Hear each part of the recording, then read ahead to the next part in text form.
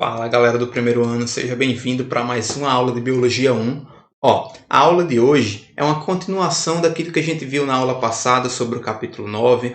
Falamos de proteína, uma nova classe de macromoléculas, né? Falamos da sua estrutura, das funções. Hoje nós vamos focar na função enzimática das proteínas, né? A gente vai falar sobre as enzimas e vamos analisar graficamente como é a atividade dessas enzimas, tá? Hoje vamos entender o que é uma enzima, entender o que é um catalisador biológico, muito importante esse conceito, e saber as diferenças entre os fatores que atuam na variação da velocidade das reações e interpretá-las de forma gráfica.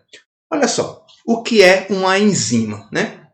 Uma enzima a gente sabe que é uma molécula de natureza proteica, né? Toda proteína ela tem várias funções, né? Mas nem toda proteína vai ser uma enzima, mas toda enzima é uma proteína, certo?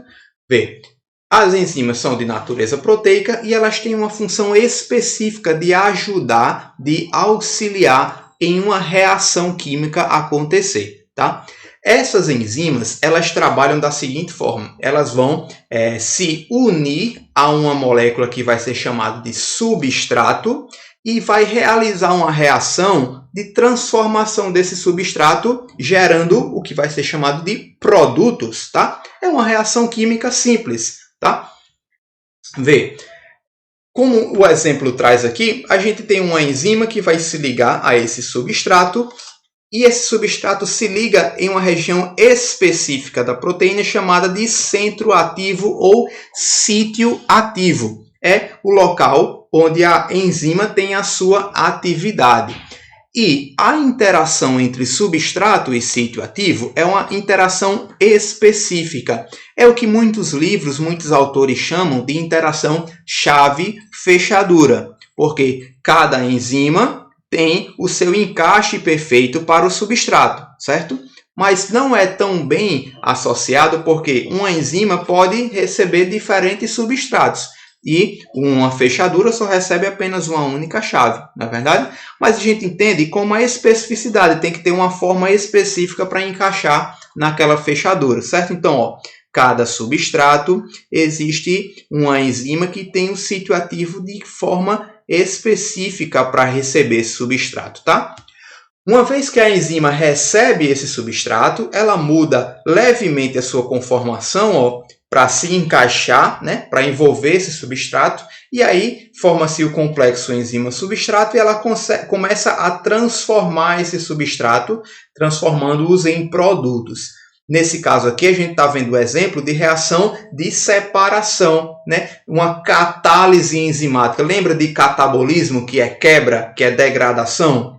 É justamente isso. A enzima que vai quebrar uma molécula, ela vai dividir em duas, né? Então, é todo esse processo. A enzima se liga ao substrato, modifica-o e forma produtos separados. Algumas outras reações podem ser de síntese. Então, uma enzima vai pegar dois substratos separados, quando eles se ligarem no sítio ativo, vai unir esses dois substratos formando um produto único, certo? Então, mas essa é a função das enzimas, tá bom? Então aqui, a gente tem representações da estrutura tridimensional da proteína. Lembra que a gente falou da estrutura nas aulas passadas? Da estrutura terciária, né? Que tem várias formas, folhas beta, né? Folhas alfa, estrutura primária, que é apenas uma sequência linear de aminoácidos. Então, essa conformação espacial é importante para a proteína para que ela desenvolva, para que ela organize o seu sítio ativo, né? Então, se ela ficar linear, não tem sítio ativo, não consegue receber o substrato naquela enzima, tá? Então, essa enzima precisa estar na sua conformação espacial ideal para formar o seu sítio ativo,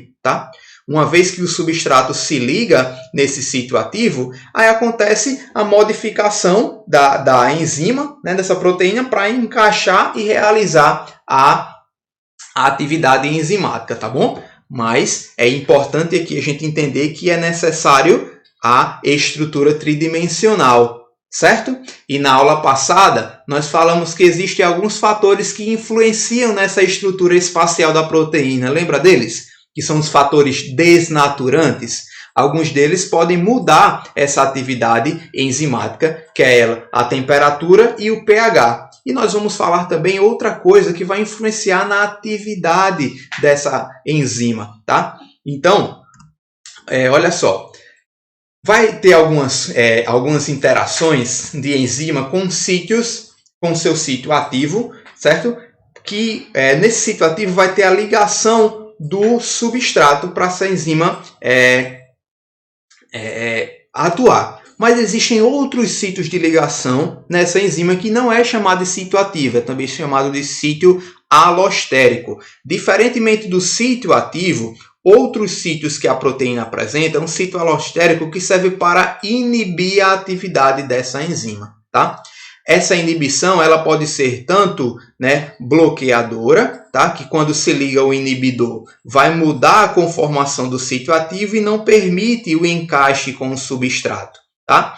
E essa ligação ao sítio alostérico pode ser ativadora, quando o ativador, não mais inibidor, o ativador se liga nessa enzima e permite que ela organize o seu sítio ativo para receber o substrato naquela região, tá? Então a gente precisa diferenciar sítio ativo e sítio alostérico, que é um sítio de regulação dessa enzima. Mas agora vamos falar o que é uma atividade catabólica, o que é um catabolismo da enzima. A enzima ela faz essa atividade de catabolismo, ela é chamada de catalisador, porque ela ajuda a reação química a acontecer. Catabolizar é facilitar, aprimorar o processo metabólico, o processo de transformação de uma molécula em outra. Tá? Naturalmente, os organismos eles conseguem fazer as reações químicas espontaneamente, sem a necessidade de enzima.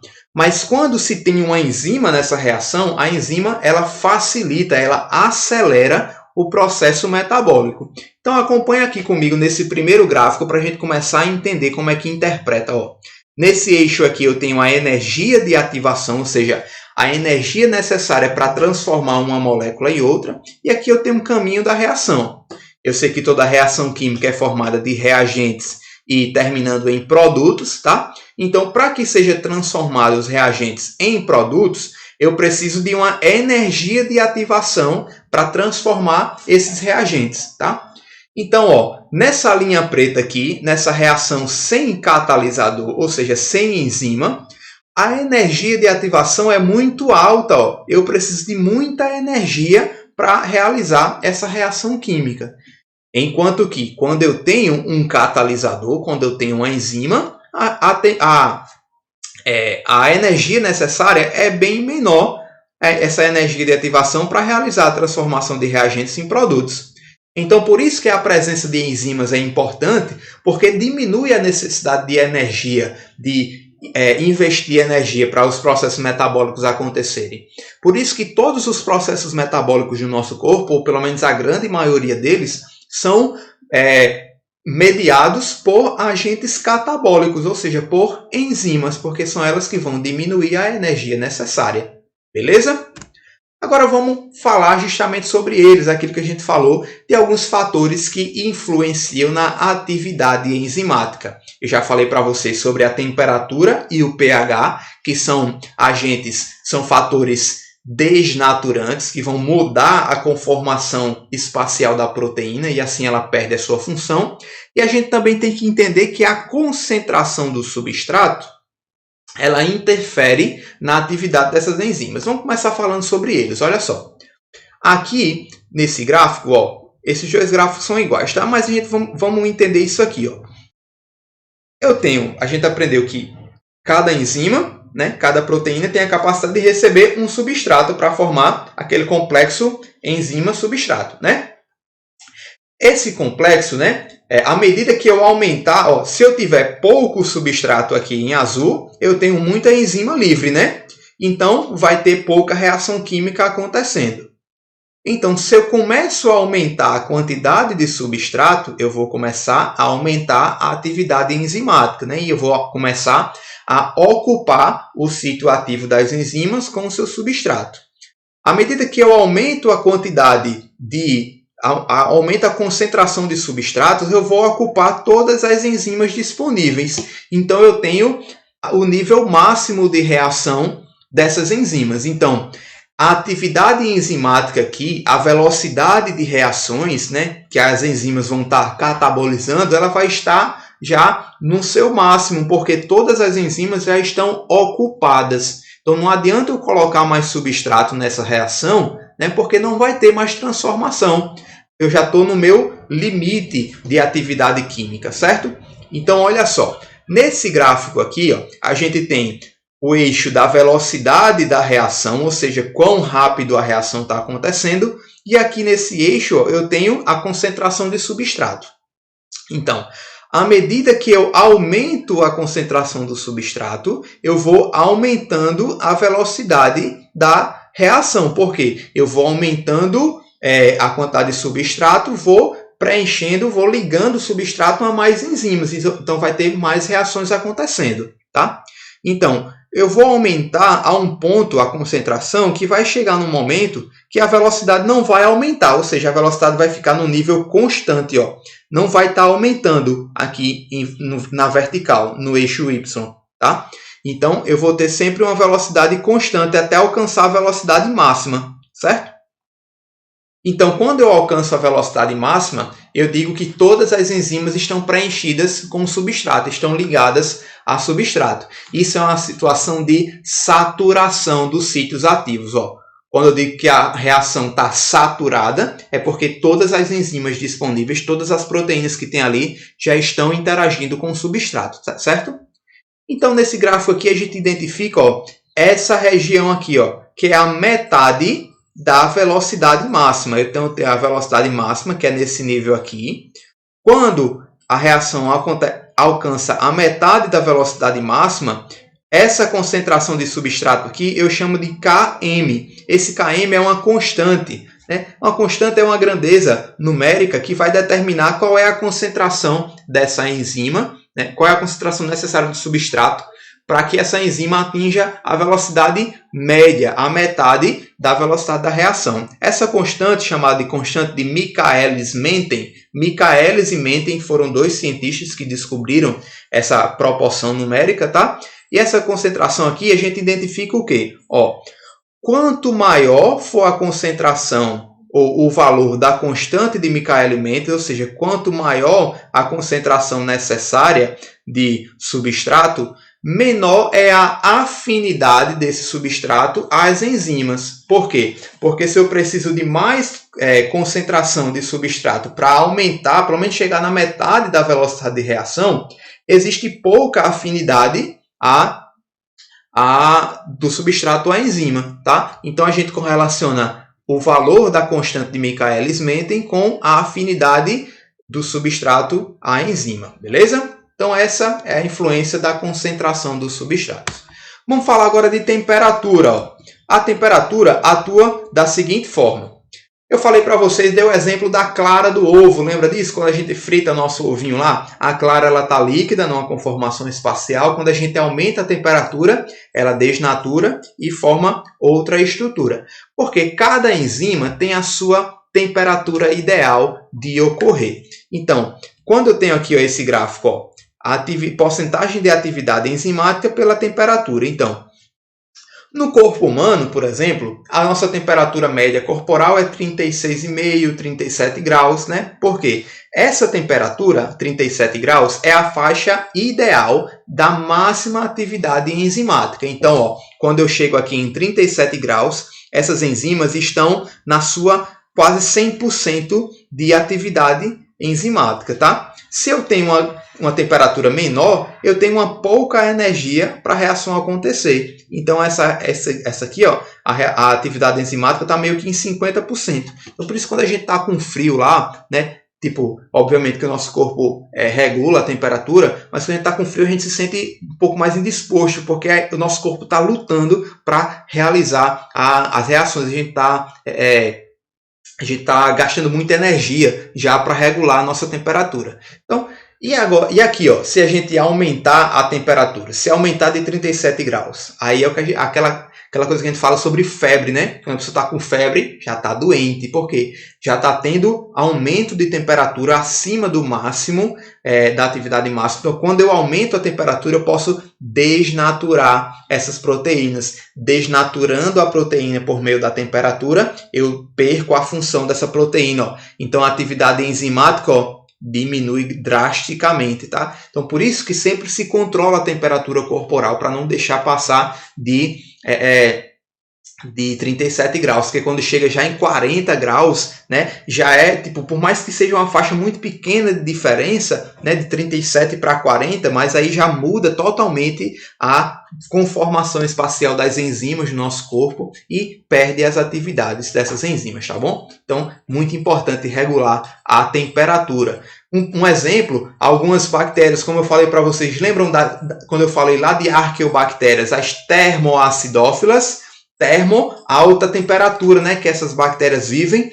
Se elas vivem em alta temperatura, então a temperatura ideal para as enzimas dessas bactérias funcionarem é em faixas altas de temperatura. Então, se a gente colocar essas arqueobactérias em temperatura ambiente de 30 graus, ela não vai funcionar, porque as suas enzimas só funcionam a temperatura alta. Está entendendo? Da mesma forma, ó, é o pH. O pH é um fator também desnaturante, e as enzimas vão funcionar em pH ideal, certo? No nosso corpo, a gente conhece diferentes enzimas que vão atuar em pHs diferentes, principalmente as enzimas que estão relacionadas à digestão, no nosso sistema digestório. Olha só, vou falar sobre 3 enzimas aqui, ó, a ptialina, ou também chamada de amilase salivar, a pepsina e a lipase. Preste atenção. A ptialina, ou também chamada de amilase salivar, já está dizendo, ó, saliva, é uma enzima que atua na boca, está presente na saliva, e ela vai atuar digerindo amido, ó, amilase. Lembra que eu falei para vocês, enzima terminação ase? Então, a amilase vai degradar amido, e ela precisa de um pH ideal para funcionar. O pH da boca é um pH 7, um pH neutro. Então, aqui, quando ela está em pH 7, ela tem a sua velocidade máxima de reação, tá? Olha só, já a pepsina é uma proteína que vai atuar, uma enzima que vai atuar lá no nosso estômago. E o estômago, ele é uma região ácida devido ao ácido clorídrico, ao HCl. Lembra dele, que é o suco gástrico? Ele é bem ácido, então deixa o pH ácido. Então, para essa enzima pepsina realizar a sua atividade, a sua atividade máxima é em pH ácido, pH 2. Se o pH do estômago ficar mais neutro ou básico, essa enzima deixa de funcionar. Então, tem a sua faixa de pH ideal. Diferentemente dessa outra proteína, uma lipase, uma enzima que vai quebrar lipídios, ela vai atuar lá no intestino. O intestino já tem um pH um pouco básico, acima de 7, por volta de 8,5. Então, é a sua faixa de pH ideal, tá? Então, para cada enzima, existe a sua faixa de pH. As arqueobactérias acidófilas, elas têm a afinidade, o pH ideal das suas enzimas funcionarem em pH ácido. Então, se a gente colocar uma arqueobactéria em pH neutro ou básico, elas não vão funcionar porque as suas enzimas estão fora do pH ideal. Certinho? E por fim, a gente vai falar dos inibidores, tá? Como eu falei lá no início, de inibidores allostéricos, mas a gente tem diferentes formas de inibir as enzimas, tá? A gente tem inibição irreversível, né? Que é quando essa inibição acontece e não tem como reverter a inibição, tá? Então, quando a gente tem essa inibição, é um ligante que vai ocupar o sítio ativo da enzima e não vai deixar mais ela funcionar, ou então vai mudar a sua conformação e não deixa ela voltar à sua forma inicial. E nós temos formas de inibição reversível, que o nome já diz que a gente consegue reverter, né? Essa inibição reversível pode ser como? Por meio de inibidores competitivos e não competitivos. Como é que isso acontece? Olha só, preste atenção aqui. A gente sabe que as enzimas têm o seu substrato que vai encaixar especificamente, perfeitamente no sítio ativo.